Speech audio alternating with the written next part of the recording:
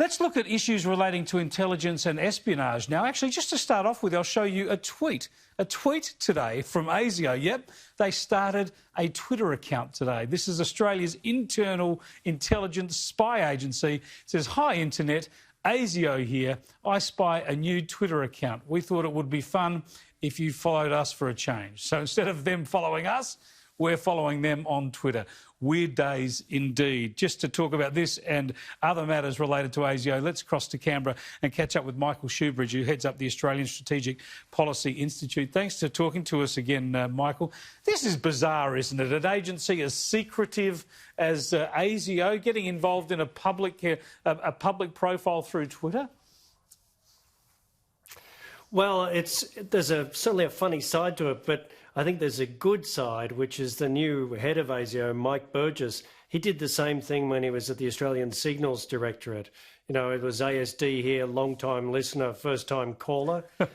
So he's trying to say to the Australian public, look, we're a secretive intelligence organisation, but we're not shy about telling you we're here and what our role is. And given they have a bigger role than ever before, I think that's probably a good idea.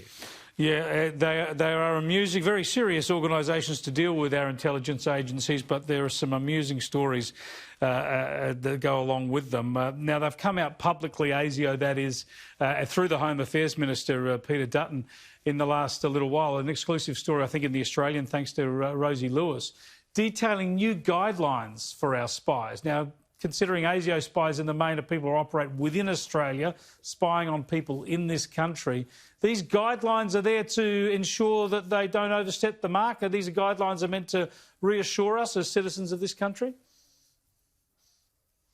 Yes, but they're also pretty serious things. So one of them is, yes, ASIO officers can have the power to use lethal force, but only in self-defence. And I think that's a pretty sobering thing to consider because the threat to ASIO officers is clearly very real when they're doing things like counterintelligence and countering foreign espionage. So that's telling us that there's a physical security risk to the individual ASIO personnel. Yeah, I think you mentioned in growing numbers of ASIO spies. We know that we're putting more investment into our onshore intelligence agencies. That's because we're worried about foreign interference and the like. Then you have that public profile with Twitter, and then you have these guidelines going out there.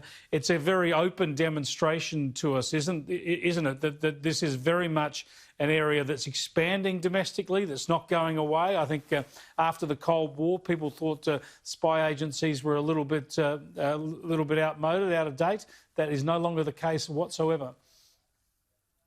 No, we've got a nasty shock, and we've had the Defence Department saying that the massive investment in naval technology, you know, frigates and submarines centred on Adelaide, is an extreme target for foreign intelligence services to steal that high technology. So the idea that the Cold War put spies out of business is flat out wrong, including here in Australia. Indeed. So China has set up a consulate in Adelaide, and people wondering what's behind that. Speaking of China, Sharry Markson broke a major story here on Sky News and in The Australian today, getting access to the level of facial recognition and surveillance camera use in China against its own minorities. So this wouldn't surprise you, of course, Michael, but just how worrying is this, and how extensive does this information show that this surveillance is?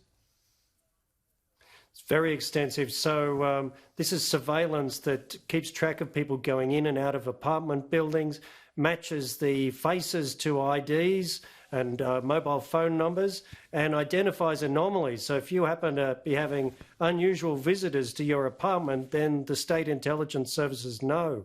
This is China rolling out the kind of surveillance they do over the Uighurs in Xinjiang to other minorities across their country.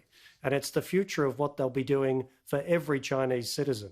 It's worrying for, obviously, for Chinese people now, but people around the world, because facial recognition technology is becoming so sophisticated. And, of course, we know that cameras are everywhere, whether they're public government surveillance cameras, but also private companies and private homes are using cameras for security all the time. The potential for us to all be followed and recognised is enormous. Well, and the potential for China to export this surveillance state model, because their companies work very closely with their government, and the export product they create brings that surveillance regime to places that they export it to.